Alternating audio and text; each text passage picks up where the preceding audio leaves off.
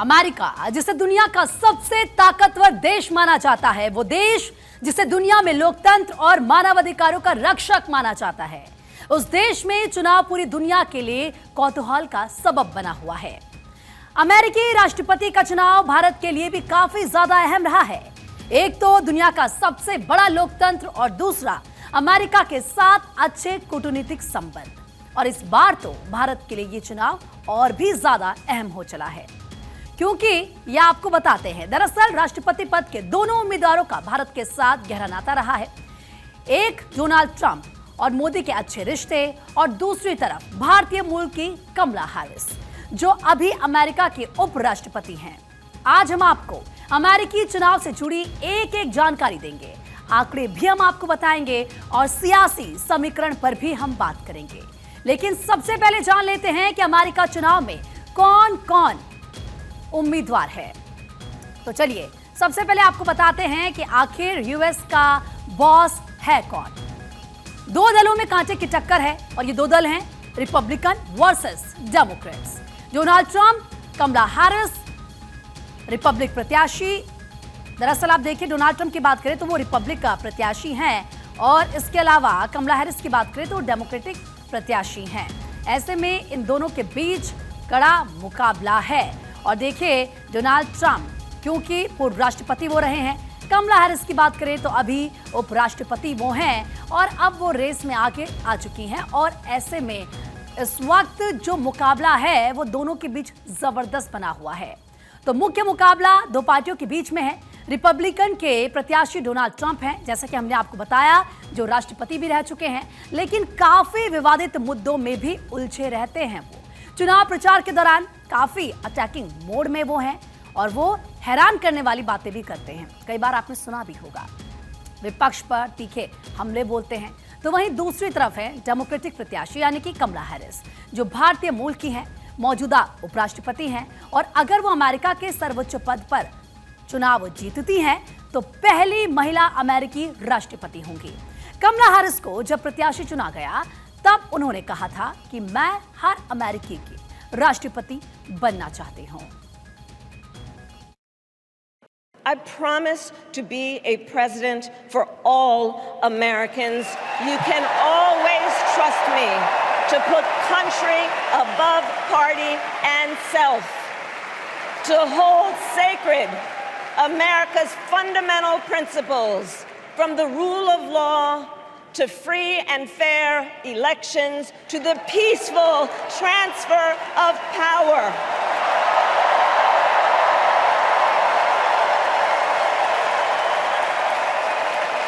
I will be a president who unites us around our highest aspirations, a president who leads and listens, who is realistic, practical, and has common sense, and always fights for the American people.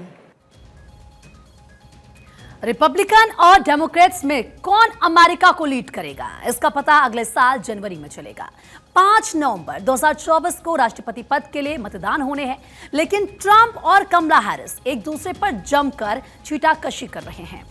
America में होने वाले चुनाव का असर पूरी दुनिया में पड़ता है, लिहाजा पूरी दुनिया अमेरिका की तरफ देख रही है।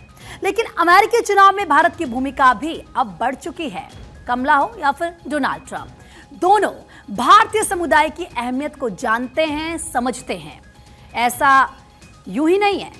अमेरिकी चुनाव में आखिर क्यों भारतीय मूल के लोगों की कद्र बढ़ गई है, आपको ये समझना चाहिए, और हम आपको बताते हैं आखिर भारतीय मूल का दबदबा कैसे अमेरिका में बढ़ता जा रहा है। पहले बात करेंगे अमेरिका चुनाव 2024 की, क्योंकि अब होने हैं चुनाव। ऐसे में भारतीय अमेरिकी वोटर्स की भूमिका यहां पर बहुत ज्यादा अहम है।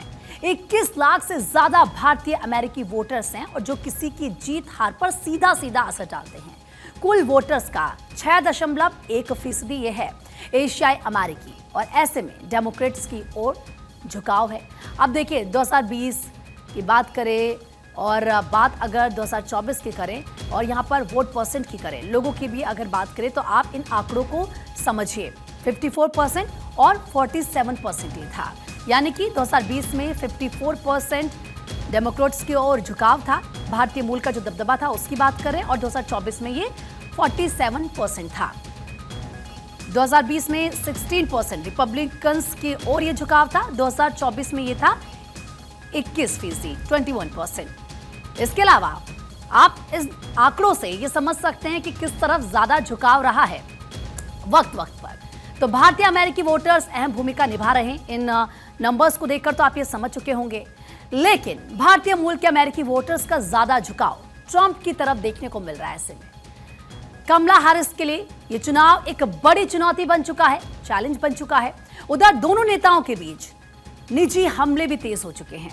डोनाल्ड ट्रंप ने कमला हैरिस पर पर्सनल अटैक करते हुए कहा है कि अमेरिका को राष्ट्रपति के रूप में हैरिस की तरह से बेकार इंसान की जरूरत नहीं है। हर कोई देख रहा है कि वो बेकार हैं और अमेरिका को राष्ट्रपति के रूप में किसी बेकार इंसान की जरूरत नहीं है। डोनाल्ड ट्रंप, जो कि रिपब्लिकन के प्रत्याशी हैं, उनकी तरफ से ये निजी हमला कमला हैरिस पर किया गया। डोनाल्ड ट्रंप बेहद ही आक्रामक इस इलेक्शन में नजर आ रहे, जो उनके बयान है उनसे आप समझ सकते हैं, क्योंकि उनका हमला सीधे कमला हैरिस पर है। ट्रंप ने शुक्रवार को पेंसिल्वेनिया में अटैकिंग भाषण दिया। काफी आक्रामक उनका भाषण था, जिसमें उन्होंने ये कहा कि अगर कमला हैरिस सत्ता में आती हैं, अमेरिका के राष्ट्रपति बनती हैं, तो वो देश को बर्बाद कर देंगे, अवैध प्रवासियों की संख्या 10 करोड़ कर देंगे। लेकिन मैं सत्ता में आया तो अवैध प्रवासियों को अमेरिका से बाहर करूंगा और ये कार्रवाई ऐतिहासिक होगी। क्या कुछ ट्रंप ने कहा, एक बार खुद सुनिए आप। Starting on day one, I will seal the border and stop the migrant invasion into our country. We will carry out the largest deportation operation in American history. We have no choice. We will halt the invasion and deport the illegals. She will let in the next 15 million people, and if they won in 4 years, we will have had over 100 million people from all over the world enter our country, and many of them likewise will be from prisons, mental institutions, gang members, criminals. Do it. She will destroy this country. She's worse than Biden, because Biden wasn't a real believer in the radical left. She is. That's all she knew. That's what her father taught her, a Marxist professor. That's what he taught her. We will defeat inflation very quickly, and we will make America affordable again. People afford to live here. We will make America the dominant energy producer in the world by far. I already brought it to #1. तो दोनों प्रत्याशी एक दूसरे के खिलाफ जमकर प्रचार कर रहे हैं। नतीजा 5 नवंबर को आएगा, जब वोट होगा। लेकिन उससे पहले अमेरिका में सियासी तापमान बढ़ता जा रहा है। जैसे जैसे चुनाव नजदीक आ रहे हैं, दोनों नेताओं के हमले भी तीखे होते जा रहे हैं। अब आपको ये बताते हैं कि रिपब्लिकन और डेमोक्रेट्स को कौन कौन से डोनर्स दिल खोलकर दान दे रहे हैं, यानी कि कौन कौन से वो डोनर्स हैं जो चंदा दे रहे हैं। तो देखिए, अगर हम ट्रंप के डोनर की बात करें, सबसे पहले आप जानिए, बैंकर टिम मेलोन ट्रंप के सबसे बड़े डोनर हैं। मेलोन ने 1000 करोड़ से ज्यादा दिए हैं। दूसरे नंबर पर टेस्ला के सीईओ आते हैं, यानी कि एलन मस्क। 900 करोड़ रुपए वो दे चुके हैं। एलन मस्क ने किस तरीके से 1500 करोड़ देने का वादा किया है और अभी तक 900 करोड़ वो दे चुके हैं। इसके अलावा मिरियम एंडरसन तीसरे सबसे बड़े डोनर में आते हैं। 800 करोड़ से ज्यादा वो दे चुके हैं अभी तक। कमला हैरिस के अगर डोनर की बात करें कि उनको कौन कौन चंदा दे रहा है, तो आप देखिए, रीड हॉफमैन ने 1500 करोड़ रुपए दिए हैं उनको। इसके अलावा लिंक्डइन के सह संस्थापक हैं रीड हॉफमैन, जिनकी तरफ से पैसा दिया गया। जॉर्ज सोरोस की बात करें तो उन्होंने 800 करोड़ रुपए दिए हैं। इसके अलावा क्योंकि डेमोक्रेट्स का एक उनको पुराने डोनर के रूप में देखा जाता है, उनके पूरे परिवार को, और सोरोस परिवार मशहूर अमेरिकी कारोबारी भी हैं। जॉर्ज सोरोस 500 करोड़ देने वाले हैं। माइक, अगर ब्लूमबर्ग की बात करें, इसके अलावा न्यूयॉर्क के पूर्व मेयर हैं माइक ब्लूमबर्ग। तो ये वो डोनर्स हैं जिन्होंने कमला हैरिस को पैसे दिया, यानी कि चंदा दिया है। क्योंकि आपने हिंदुस्तान में भी इलेक्शन में ऐसा सुना होगा कि किस तरीके से जो डोनर्स होते हैं वो पैसे देते हैं इलेक्शन में जब प्रचार प्रसार किया जाता है, तो इसी पैसे से प्रचार प्रसार ये कैंडिडेट्स करते हैं। तो वो डोनाल्ड ट्रंप और कमला हैरिस के जो कौन कौन से वो डोनर्स, और ये दिग्गज नाम हैं, ये वो नाम हैं जिनको आप अक्सर सुनते रहते हैं। तो अमेरिकी चुनाव में डोनाल्ड ट्रंप और कमला हैरिस दोनों बड़े बड़े वादे कर रहे हैं, क्योंकि तो इलेक्शन में होता ही है। अब देखना होगा कि अमेरिका की जनता किसकी बातों पर भरोसा करती है, किस पर अमेरिका की जनता विश्वास करती है। इस बीच डोनाल्ड ट्रंप ने आईवीएफ वाला दांव भी चल दिया, जिसका असर पूरे अमेरिका पर पड़ सकता है। अपने इस दांव से ट्रंप कमला हैरिस के आगे निकलते हुए नजर आ रहे हैं। तो चलिए अब आपको बताते हैं कि आखिर आईवीएफ और अबॉर्शन का मुद्दा अमेरिका में कितना ज्यादा इंपॉर्टेंट है, कितना ज्यादा अहम है, और क्यों ये इतना ज्यादा इंपॉर्टेंट है, और डोनाल्ड ट्रंप ने आईवीएफ को लेकर आखिर क्या वादा किया है, ये भी आपको बताते हैं। तो देखिए, ये जो आईवीएफ वाला कार्ड है ये क्या है आप समझिए। महिला वोटर्स पर ट्रंप का पूरा फोकस है। फ्री आईवीएफ ट्रीटमेंट का वादा उन्होंने किया है। सरकार बीमा कंपनी करेगी खर्च, लोगों को अपनी जेब से पैसा नहीं देना होगा। हैरिस को पछाड़ने की रणनीति उन्होंने तय की है। कमला को महिलाओं का सपोर्ट है और वो सपोर्ट उनको चाहिए, तो ये बड़ा दांव उन्होंने खेला है। आईवीएफ और अबॉर्शन का मुद्दा अहम है, और अबॉर्शन की मंजूरी पर इस वक्त पाबंदी है। सुप्रीम कोर्ट ने ये पाबंदी लगाई थी। रोक लगने से महिलाएं नाराज हैं। अबॉर्शन पर मुखर रही है कमला हैरिस। पाबंदी हटाने का वादा उन्होंने किया है। तो ट्रंप की नई रणनीति है फ्री आईवीएफ, जो कि काफी महंगा है। आईवीएफ का ट्रीटमेंट सिंगल राउंड में 8 लाख रुपए ले लेता है, मतलब इतने तो इसमें खर्च होते हैं। सिंगल राउंड की बात कर रही हूँ, और ये कई राउंड्स आगे चलते रहते हैं, क्योंकि आप जानते हैं किस तरह के जो ट्रीटमेंट्स होते हैं ये काफी ज्यादा कॉस्टली होते हैं। तो आप समझिए कि डोनाल्ड ट्रंप ने कैसी और क्या रणनीति तय की है कमला हैरिस को पछाड़ने के लिए। अमेरिका के राष्ट्रपति का चुनाव आमतौर पर हमारे देश के चुनाव से अलग होता है। भले ही दो चेहरे आमने सामने होते हैं, लेकिन इन्हें चुनने का तरीका काफी जटिल होता है। तो चलिए आपको अमेरिकी राष्ट्रपति चुनाव से जुड़े हुए कुछ अहम तथ्य यानी कि फैक्ट्स भी बताते हैं कि कैसे होता है अमेरिका में राष्ट्रपति चुनाव। 1 साल पहले शुरू होती है प्रक्रिया, वो आप समझ गए होंगे कि किस तरीके से 1 साल पहले ही पूरा प्रोसेस शुरू हो चुका है। मुख्य रूप से 2 पार्टियां मैदान में हैं, डेमोक्रेट्स और रिपब्लिकन में टक्कर है। ये दोनों ही पार्टियां हैं और इनके कैंडिडेट्स आमने सामने हैं। दोनों के प्रत्याशी शुरू करते हैं ये पूरी प्रक्रिया यानी कि इस प्रोसेस को। जनता के सामने दोनों डिबेट करते हैं। नीतियां और मुद्दे सबके सामने रखे जाते हैं कि आपके कौन से मुद्दे आप बताइए और आपके कौन से मुद्दे, और उन्हीं पर ये डिबेट भी करते हैं।